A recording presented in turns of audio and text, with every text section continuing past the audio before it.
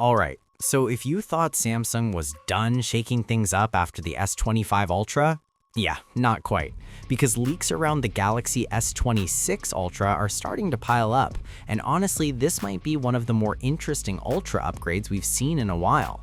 So this is what we know so far.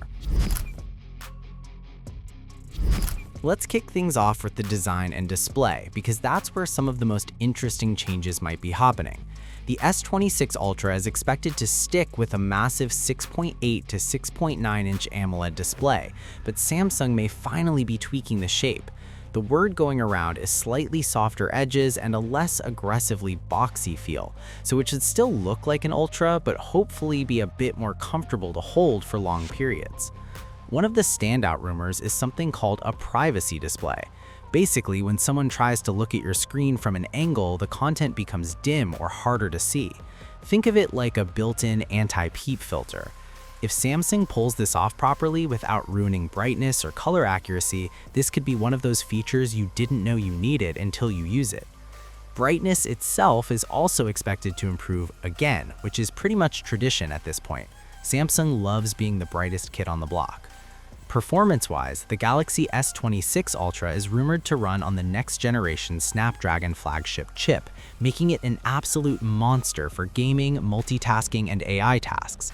Pair that with high-speed RAM and storage, and this should be one of the fastest Android phones ever made. And yes, AI is still a big focus. Expect smarter photo editing, better voice features, improved on-device processing, and deeper integration across One UI. Speaking of software, the phone is expected to launch with Android 16 and One UI 8, bringing smoother animations, more customization options, and improved productivity tools. Of course, the S Pen is staying. This is the Ultra after all. Leaks suggest tighter S Pen integration with apps like Notes, photo editing, and AI features, so it's not just there for signatures anymore.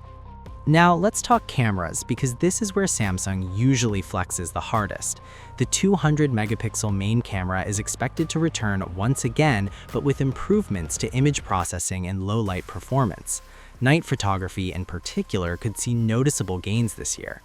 Zoom is also getting attention.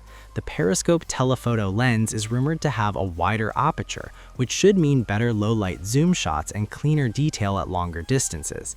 In simple terms, better night photos, sharper zoom, and more consistent video quality, especially for content creators.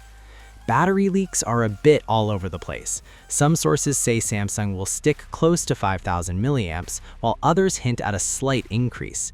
The real upgrade, though, could be charging speeds.